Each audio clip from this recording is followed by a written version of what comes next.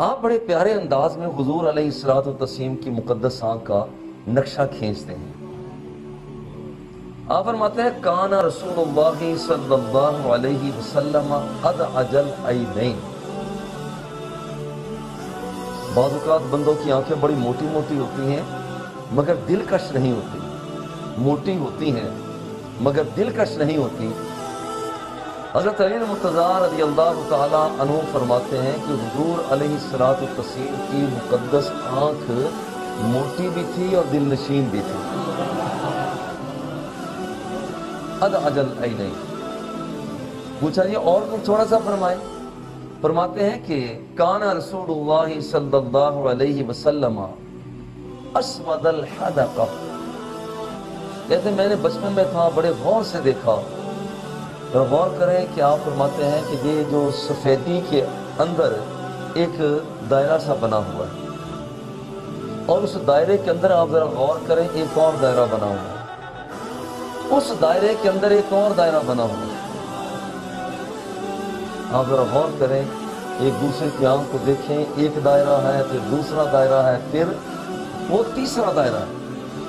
حضور سیدنا علی المرتضیٰ رضی اللہ تعالی عنہ فرماتے ہیں میں نے حضور علیہ الصلوۃ والتسلیم کے سفیدی کے بعد اندر کے دائرہ کو، پھر اور اندر کے دائرہ کو، اور پھر اور اندر کے دائرہ کو جب جھانک کر دیکھا اسود الحدقہ، تو حضور علیہ الصلوۃ والتسلیم کا وہ اندر والا دائرہ نہایت ہی خوبصورت کالے رنگ کا نظر آیا۔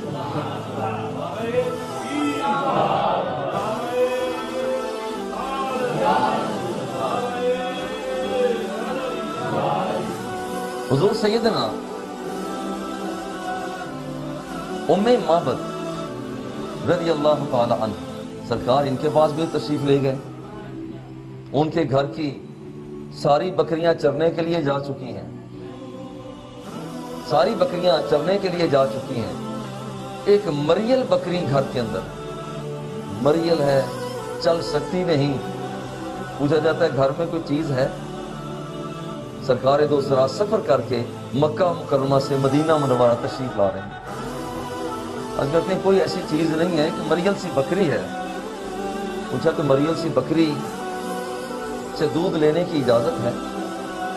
اماں نے کہا تم دودھ کہتے ہو یہ تو چل نہیں سکتی، فرمائی اجازت تم دے دو باقی کاروائی ہم اپنی کر لیں گے۔ وہاں پر جب اجازت ملی ہے تو آمنہ کے لال نے اپنا مقدس ہاتھ دست شفقت اس بکری کی پشت پر رکھا ہے، اور پھر ایسا دودھ تھنوں میں آیا، حضرت ام معبد اماں ام معبد کے گھر کے سارے برتن دودھ سے بھر گئے، ابھی تھنوں میں دودھ باقی تھا۔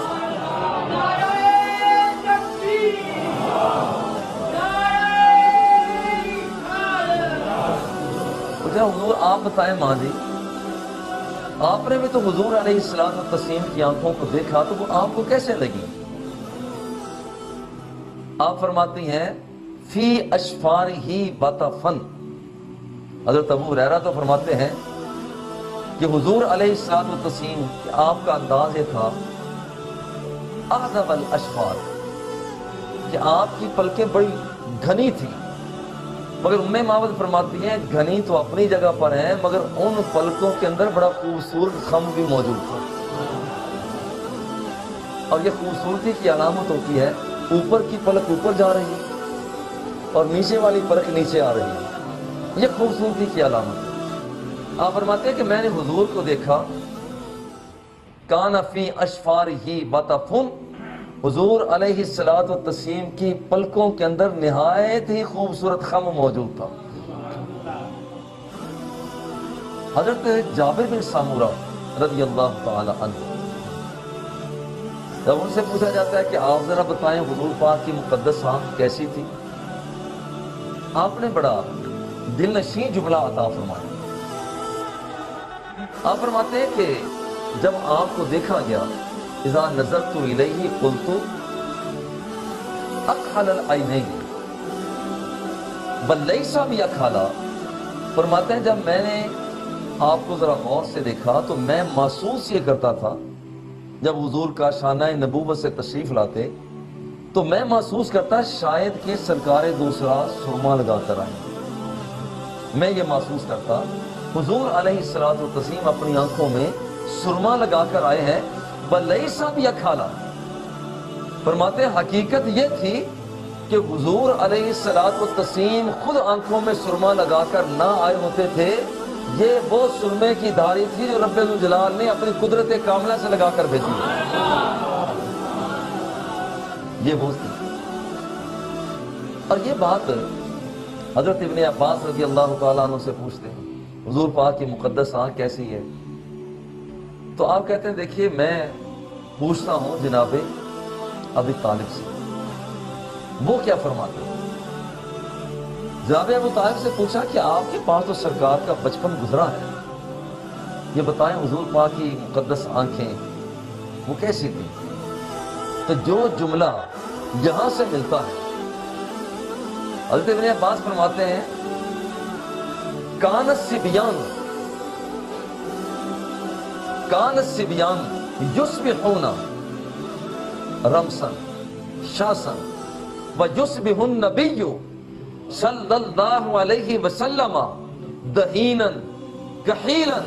جب بچے نیند سے بیدار ہوتے ہیں ان کے بال بکھرے ہوئے ہوتے ہیں, ان کی آنکھیں چندھیائی ہوئی ہوتی ہیں, مگر یاد رکھیں جب بچپنے میں آمینہ کا لال عبداللہ کا راج دلارا نیند سے بیدار ہوتے تھے تو قدرت کی طرف سے آپ کے بالوں پر تیل لگا ہوتا تھا اور آپ کی آنکھوں میں سرما لگا ہوا ہوتا تھا.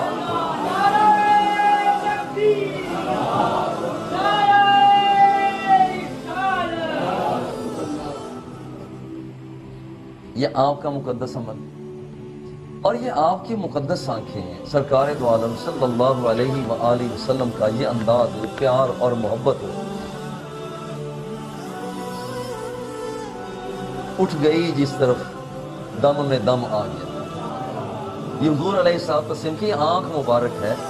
کسی کی آنکھ اٹھتی ہے, کسی کی آنکھ اٹھتی ہے تو گھر والے نگاہوں کو جھکاتے ہیں, کسی کی آنکھ اٹھتی ہے محلے والے نگاہوں کو جھکاتے ہیں, گاؤں والے شہر والے نگاہوں کو جھکاتے ہیں. مگر جب آمینہ کے لال کی آنکھ اٹھتی ہے تو پوری کائنات اپنی نگاہوں کو جھکا لیتی ہے.